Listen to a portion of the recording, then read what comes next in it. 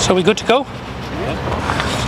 Okay, as was reported in the papers today, the CSO released their latest monthly property index register figures, and we've seen very dramatic increases in residential property prices. Statewide it's almost 9% year on year. In Dublin it's 8%, and in fact for me one of the most shocking figures was Border County's 16% increase in house prices. That's the first time I've seen a double-digit house price increase, albeit in a region, since the heady days of the Celtic Tiger.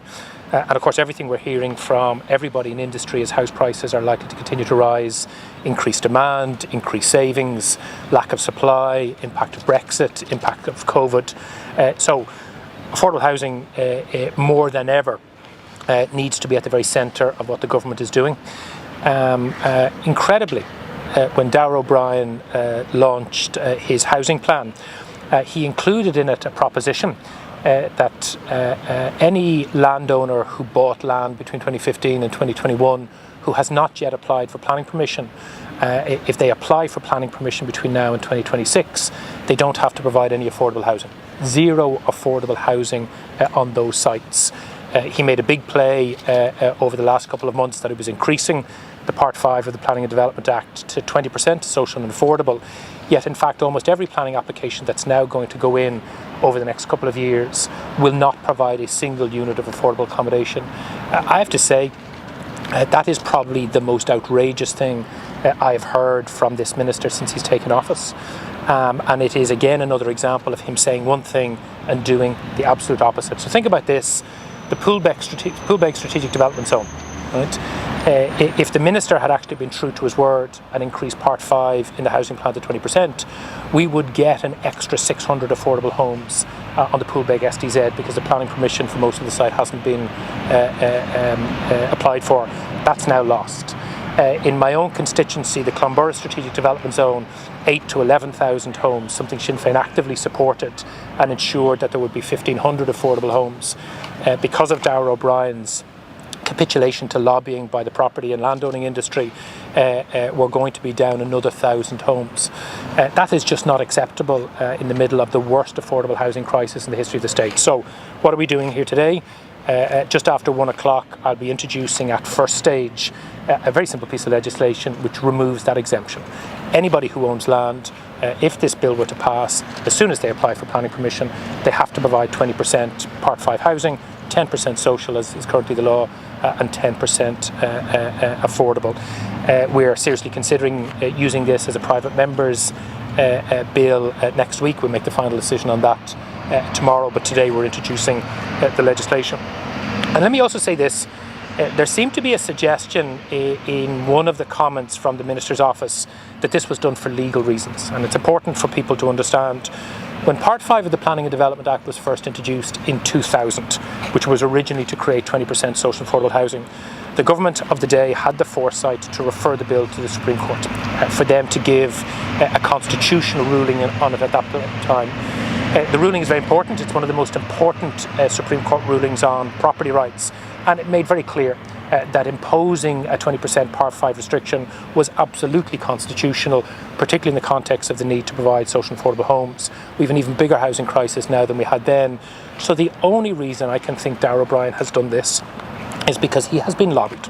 I suspect by Hines, by Cairns, by the Johnny Ronan Group, possibly even by NAMA, who are fearful that this may impact on their profitability levels. But once again, if the choice is between providing affordable homes for working people or capitulating to the lobby demands of big investors, big landowners and big developers, Sinn Féin stands with working people, and we're urging all members to support this bill when we bring it before the House. If the Minister has received the legal advice that what you want to do it will be against the law, is it worth risking the future development of housing being tied up in court battles for years and years? Well, first of all, my understanding is he hasn't received legal advice, and that's from reading your newspaper. Your newspaper actually had quotes from a government source to say that they hadn't got Attorney General advice, they had got advice from a senior departmental official. That means it's policy advice. You cannot refight a Supreme Court battle. Once the Supreme Court has ruled on a substantive issue, that is the law. And therefore, I don't believe that even if somebody wanted to challenge this at the Supreme Court, they could do so on the grounds that have already been determined by the Supreme Court back in 2000. That's my understanding. But also, let's be very clear. What we need is affordable housing. There is no value in Johnny Ronan being allowed to build 3,000 luxury apartments that cannot be bought by working people because they're 500,000, 600,000 euros, and therefore the only people who buy them are institutional investors who then rent them out for 2,500 euros. The government's own direct delivery of affordable housing is paltry. The housing plan suggests that they might deliver 2,000 genuinely affordable homes to rent or buy next year. They might deliver 3,000 the year after, maybe hit 4 in 2024 and 2025. That's nowhere close to the scale of demand.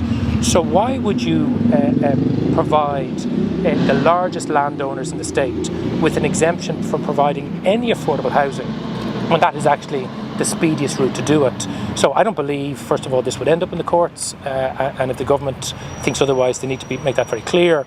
But also, working people need affordable homes, and they need affordable homes as a matter of urgency, and this, in my view, is one way of doing that. Well, when we reported earlier this week, the Minister would like to see Help to Buy extended into next year. There's no specific time frame on that. What's your response to that? He's clearly economically illiterate. I have to say, folks, this is really important.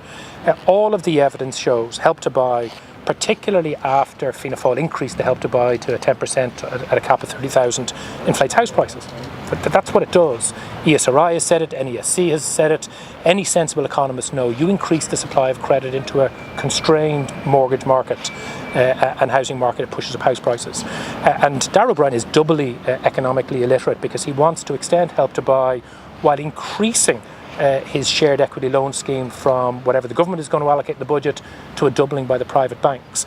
That is going to have a significant impact on the price of homes, particularly in Dublin and in Cork and the commuter belt.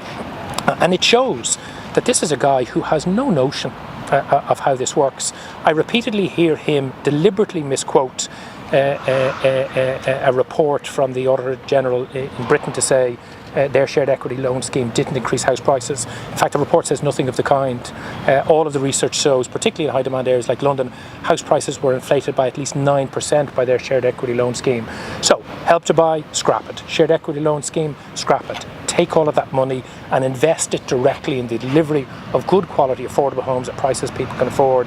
That's below 230,000 euros in Dublin and less outside. So if we have all these experts saying this and you're making this argument, is this basically just Darragh O'Brien trying to buy off the middle classes? No, because the middle classes are the big losers here because they're the ones who'll pay more. You see, the problem with Help to Buy is it gives the illusion that you're getting something when you're not. Because while you may get, for example, or 15 or 17,000 euros in Help to Buy, the house price has gone up by 20,000. So you're actually down 3,000 euros. Here's the problem. Who is Darragh O'Brien listening to? He's listening to the same people that Owen Murphy listened to and Simon Coveney listened to, and that's a very small number of very large developers, landowners and institutional investors. That's why we had an exemption, for example, on the stamp duty hike for the institutional investors block buying houses and duplexes if they're leasing them back to the state. That's why we had strategic housing developments to fast-track planning, but didn't fast-track the delivery of homes.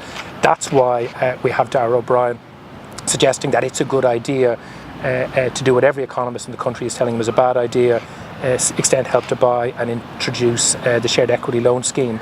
He has been captured, as has his predecessors have been, by a small group of lobbyists, particularly PII and IIP, who represent those big investors. And it's another example of the way in which a very small circle of people on the inside get to dictate policy to the detriment of working people. Oh, just a quick question on the media protest that we got. Joe McHugh was talking with Jeff Byrne this morning. He said that in effect there was an agreement that was reached, whether it was officials in the Department of Public Expenditure and Reform, that effectively shot it down, that reduced it or watered it down to make it unpalatable for the homeowners. Do you agree that it's officials in the Department of Housing, Department of Public Expenditure that are blocking this? Do you have any comment to make on that? No, I think it's a very dishonest comment to make. I think the good people of Donegal and Mayo were sold a pup with the original 2018 scheme. They were told if they agreed to that 90-10 scheme, it would be introduced as a matter of urgency, and that while it wasn't the 100% scheme they wanted, the trade-off was they would get it quickly. That didn't happen. took from the middle of 2018 to early 2021 before the scheme even opened. What I'd like to hear from government backbenchers and ministers, particularly in Donegal and Mayo, is to put your money where your mouth is. If you believe that there should be 100% redress, which I do, then tell government you will resign the party whip if the government doesn't honour its commitments to assist these families. Families who had pyrite in their foundations in Leinster got 100% redress. Families in Donegal, in Mayo, in Sligo, in Limerick, in Clare deserve 100% redress. Families with other Celtic Tiger defects all over the state deserve 100% redress. And the idea that government TDs would blame officials, who's in charge here? Who's in charge is the government, and they either provide 100% redress, a scheme very, very similar to what was in place for pyrite, managed by the housing agency, with all of the same treatment for any family with defects that should be introduced. And if Joe McHugh seriously supports his constituents, whose homes are literally crumbling around him, then he should come on the plinth here and say, if the government doesn't do the right thing, if Micheál Martin doesn't do the right thing, I'll resign the party whip. Because see, if I was in Joe's position, that's what I'd do. But do you believe they should get 100% redress if their house costs 750 or $1 million to build in the first place? Well, first of all, I'm not aware of any home that's cost 750 to $1 million, right? So let's be clear about this. 70% of the homes affected in Donegal are estate homes. They're standard size homes, no different to average homes here. The 30%, which are one-off rural homes, can be larger. But one of the crazy things about the government scheme is because they are expecting every individual homeowner to go and contract individual material suppliers and building contractors, it pushes up prices. If you had a 100% redress scheme managed by the housing agency, where the housing agency was procuring all of the materials and all of the contract and the labour, that would dramatically reduce costs. But what I'm very clear about is not a single one of those homeowners are responsible for their defects. Who are the quarry manufacturers, the quarries, the block manufacturers, and the state for poor regulation. I want to see the industry pay its fair share, so I think we need to revisit industry levies. But in the meantime, government has to put its money on the table. It was light touch regulation that both Fianna Fáil and Fine Gael were warned about in the 80s and 90s that allowed this to happen. So the one thing I'm sure of is those homeowners should not have to pay a cent. Do I think the taxpayer should foot the full bill? No, I don't, and that's why I'm a strong advocate of a levy. But while government is putting such a levy in place, they have to front load the money to get the scheme up and running. And despite the fact of those promises in 2018, my understanding is we're almost at the end of 2021, not a single cent of the 20 million euros allocated for the defective block scheme this year has been drawn down yet. That's completely unacceptable. But even in cases where the house cost a lot, 30% over the average house cost, do you still think they should get 100% redress in those cases? My view is yes, but what I would also say is industry has to pay. It is not acceptable that the non-life insurance industry, that the building trades and that the block and quarry manufacturers have walked away scot-free. So I do absolutely believe that there should be 100% redress. But I also think there's a red herring here, with the greatest respect. I'm not aware of multi-million euro mansions, even though some people have said that. All of the homes I'm looking at, all of the homes are family homes, which I believe, if there was a proper remediation scheme, properly managing the costs, could be remediated in a manner that wouldn't create the scenario you're talking about. There also seems to be an issue as well that it's only the homeowner's main home that can avail of this redress scheme, but this does leave people who are renting basically losing out in this instance. Do you think that landlords should be covered in this as well then? So it's much wider than that, right? So what you have is you have principal private residences, you have private rental homes that you're absolutely right, you have tenants. There's over 1,000 council homes that are affected. They're not included in the scheme. There's holiday homeowners, but there's also lots of non-residential buildings. There are credit unions, there are GAA clubs, there are community centres. You go to Malin Head, for example, every second building is built with defective block. And while in the first instance, principal private residences should absolutely be the priority, absolutely, there has to be a scheme that works through as many of these properties as possible. And that's why we have to get industry to pay. It is simply not acceptable. If I'm a credit union, which is a volunteer cooperative, if I'm a GAA club, who's going to remediate my building? And that's why I think if you got into a place where we got 100% redress in the first instance for principal private residences. But then if government, either through agreement or through legislation, imposed a levy on industry, and again, it's not just Donegal, it's not just defective block. This affects people with fire defective homes, in apartments and duplexes, in almost every county in the state, people with serious water ingress. Industry has to be brought to the table. We have no idea how many homes are affected. We have no idea of the bill. We have no idea how long this takes. But what I can say for sure is if you go and buy anything today, anything, and you take it home and it's defective, what do? You bring it back to the shop and you get a refund or a replacement. The only purchase in your life that principle doesn't apply is your family home, which also happens to be the most expensive. That's not acceptable. So we have to learn from this. To apply an extra levy now onto industry when we're in the middle of a housing crisis. I think industry has to pay. And I think the idea that we say, oh, well, we know who's responsible here, but we're going to give them a bye ball. What that actually means is we're sending a signal to industry, go and do it again. I mean, I've just, as you know, published a book on Celtic Tiger defects. If we don't get serious about saying the buildings people live in have to be built, not should be built, have to be built in accordance with the legally required standards, if we don't enforce that, then we'll be here again in another 10 or 20 or 30 years with another bunch of families with another set of problems. So I don't underestimate the scale of the cost. What I do know is these homeowners weren't at fault, shouldn't have to pay. And the longer government leaves this, the more expensive it gets. If government had stepped in with defective block in 2008, 9 and 10 when it was first discovered, we might not have as big a bill as we have now. If they delay it any further, the bill will get bigger. So government needs to accept its share of responsibility for light truck regulation.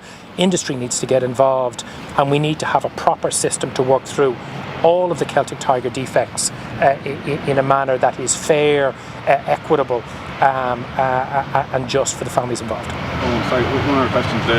Patrick Costello has lost, it's just been reported that Patrick Costello has lost his High Court or Supreme Court case against CETA. Obviously the report came out there, so we're probably looking at a vote in the next couple of weeks on this. I mean, presumably Patrick Costello and one of his other colleagues are going to vote against him. The government is getting very close to losing its majority. Are we getting close to an election?